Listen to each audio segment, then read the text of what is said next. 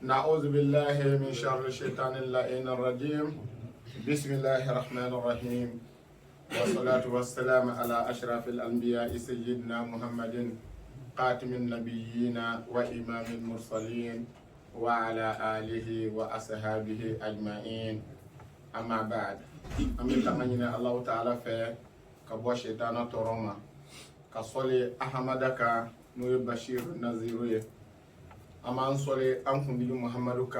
nabi ɲumanw ka nabi ɲuman, kiraw ka kira, kira min y'a fɔlɔ n'a b'a laban, fɔlɔmaw ka kira de ko don ani labanamaw ka kira de ko don, jɔn kunnandiw ka ala kira de ko don. An bɛ sɔli Muhamadu kan.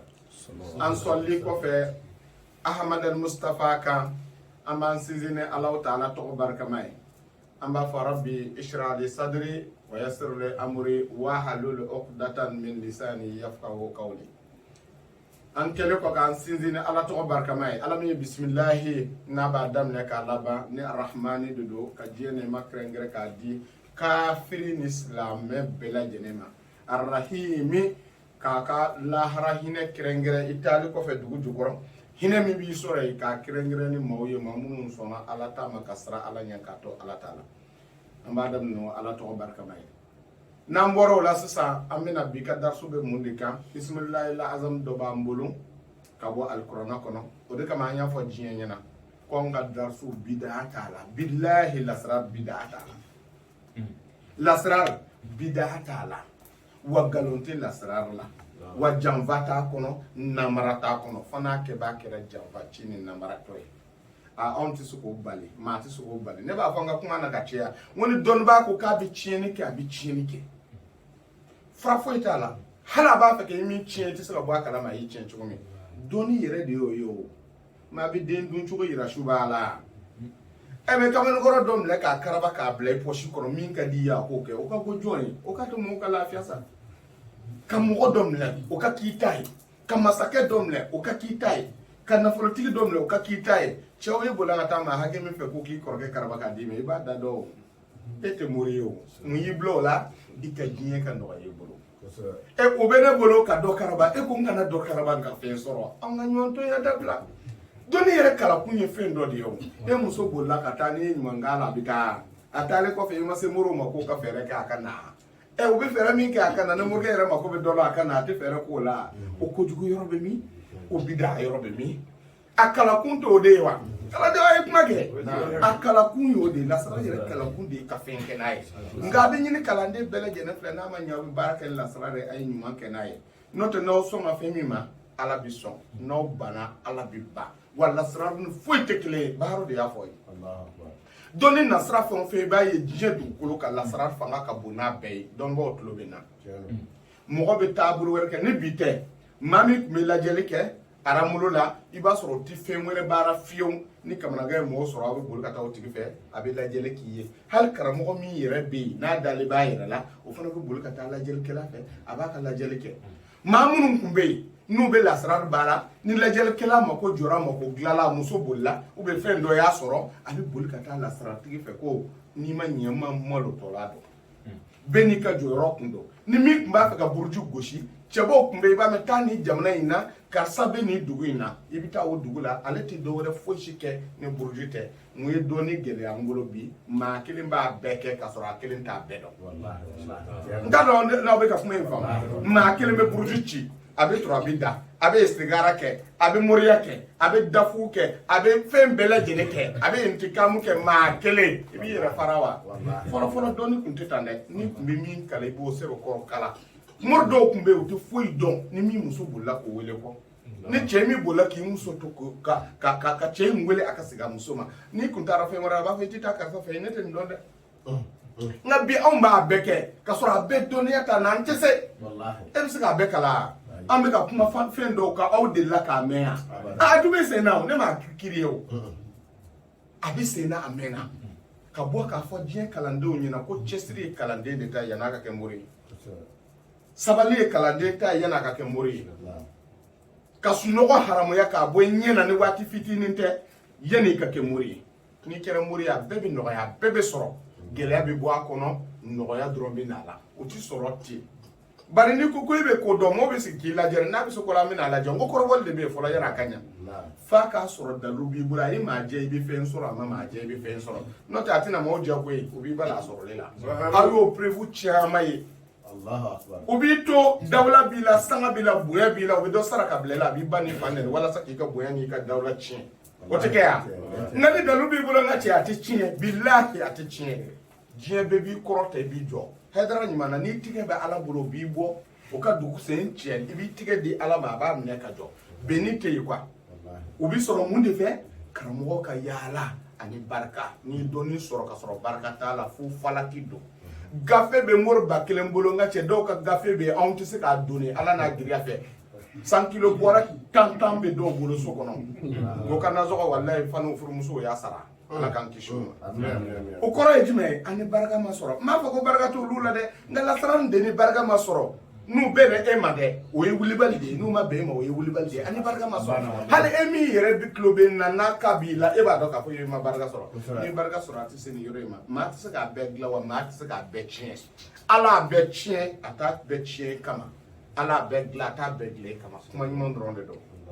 karama fam Duratul asrar al awliya anana jinye du ka ala ya on chide ko dibimi be lasrar kono angana boala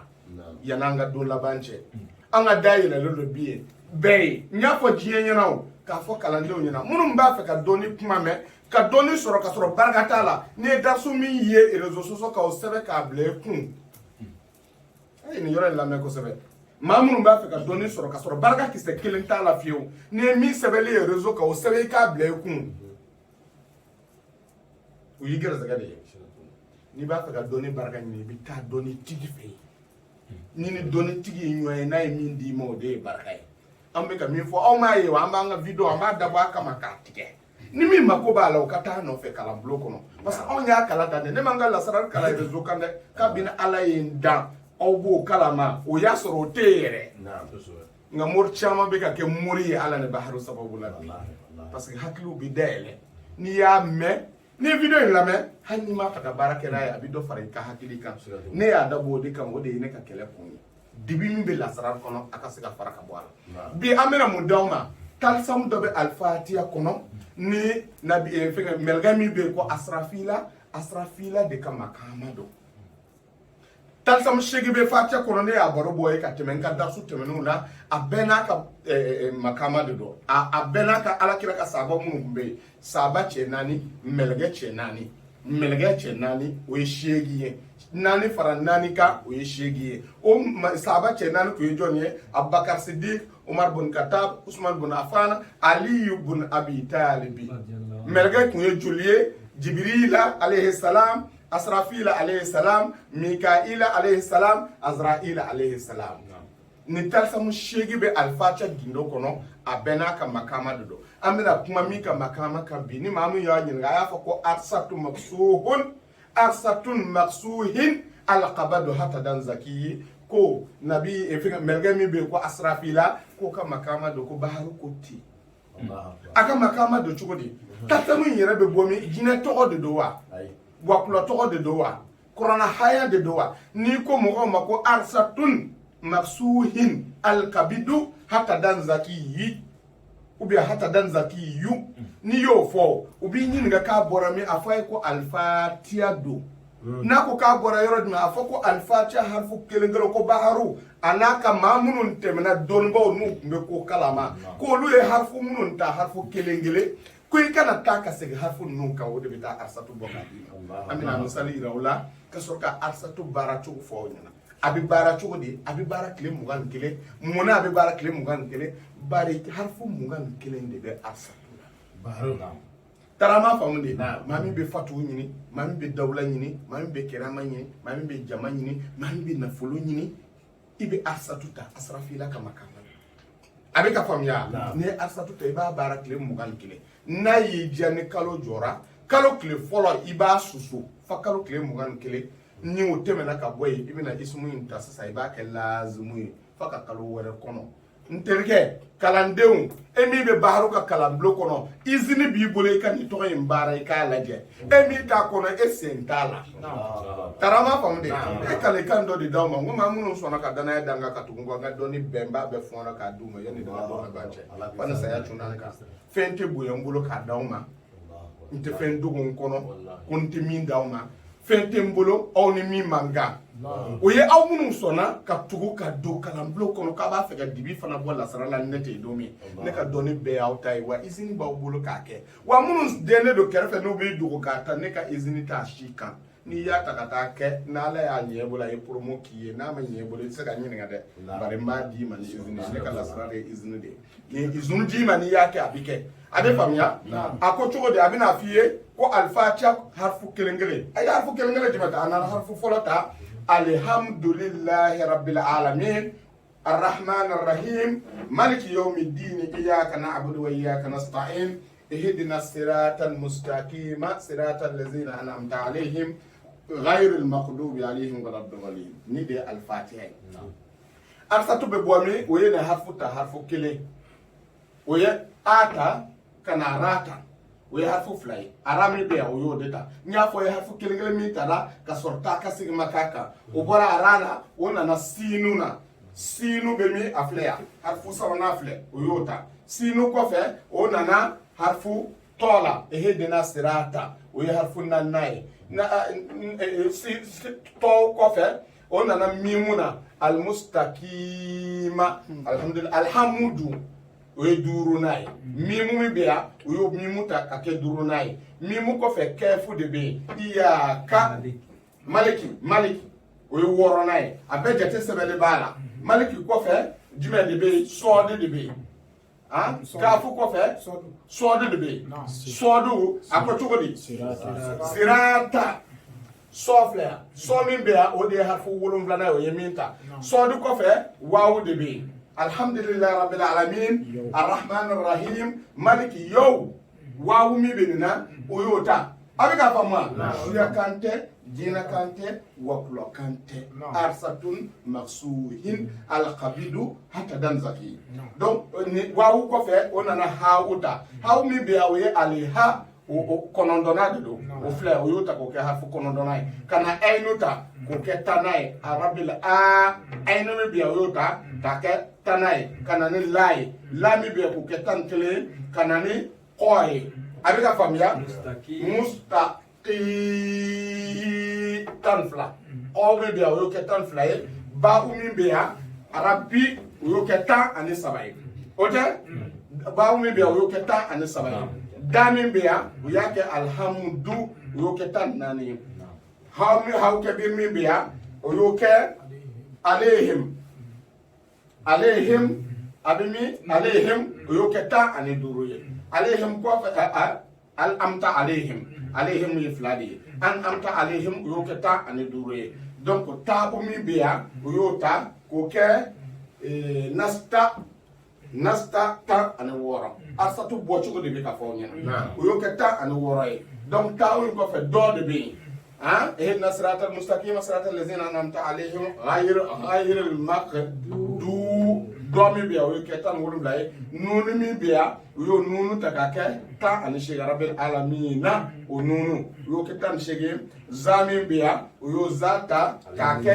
alezi tan ani kɔnɔntɔn a yira k'u ye pour que kalandenw ka se k'a faamu surtout minnu bɛ yɔrɔ janw na sinon minnu bɛ kalanbulon kɔnɔ hakili la olu tilala la donc tan ani kɔnɔntɔn donc o y'o ta ka na ni ghayinu ye k'a kɛ ghayril maghdubi ghayinu min b'o la o y'o ta ka na ni ya'i ye alhamdulillahi rabbil alamin ya'i min bɛ yen o y'o ta al-hurufu ghayr mukarrara harfu minnu bɛ fatiha kɔnɔ ni ta ka segin ma k'a la arsatun maksuhin alkabidu hatadan zaki ni min y'aw ɲininka a y'a fɔ mɛlɛkɛ min tun bɛ yen mɛlɛkɛ min bɛ yen ko asrafila ko kama kama de tara ma faamu de donc alfatiha kɔnɔ nasra nuktatul fardaniya bɛ yen nuktatul fardaniya fatiha kɔnɔ gindo min b'a kɔnɔ fatiha dama kɔnɔ n'i y'o dɔn ka ban i b'i ka moriya kɛ n'a ye a bara i tɛ fandanya ye ɲɛ na ala o tɛ bɛn kare kelen na ayi siga si t'a la i bɛ fatuw sɔrɔ maa minnu bɛ fatu rabaniya ɲini maa minnu bɛ fatu mubini ɲini maa minnu bɛ fatu kubura ɲini olu bɛɛ bɛ na n'i y'a ye ko kalan banna ko an ka fa cɛ ta o kɔrɔ ko an k'a dayɛlɛ maa minnu bɛ dayɛlɛliw ɲini u ka ɲɛnɛmaya kɔnɔ i bɛ dayɛlɛli de ɲini na i bɛ baara ɲini na baara sɔrɔli da ma yɛlɛ i ye i bɛ nafolo ɲini na nafolodi sɔrɔli da ma yɛlɛ i ye i bɛ jama ɲini na jama sɔrɔli da ma yɛlɛ i ye i bɛ dawula ɲini na bonya ɲini na dawula sɔrɔli da ma yɛlɛ i ye i bɛ ka tɔgɔ ɲini tɔgɔ da tuguli b'i ye alifaca siririw bɛ yen i b'a ta k'a kɛ a bɛ kɛ anw b'an ka darisu de di kalandenw ma o ka se k'a faamu anw ka kɛlɛ y'o de ye an ka tɛ kiliyanw ma sa n'an ka ala deli k'i ye anw ka t'o ma anw tɛmɛn'o k'a mɛnna o mɛ ne ka kuma bɛ mun de kan ne ka kuma bɛ ne ni n ka kalandenw de cɛ ani maa minnu ko k'u b'a fɛ ka dibi fara ka bɔ lasara la donc ni kolojɛ ne ma min y'aw ɲininka tuguni k'a bɛ bɔ min hakili la aw b'a bɔ yɔrɔ dɔn k'a fɔ 21 don a bɛ baara tile 21 a n'a denw den minnu b'a la ani olu de bɛ taama ɲɔgɔn fɛ a bɛna mun f'i ye a ko fa'idatu sirril azim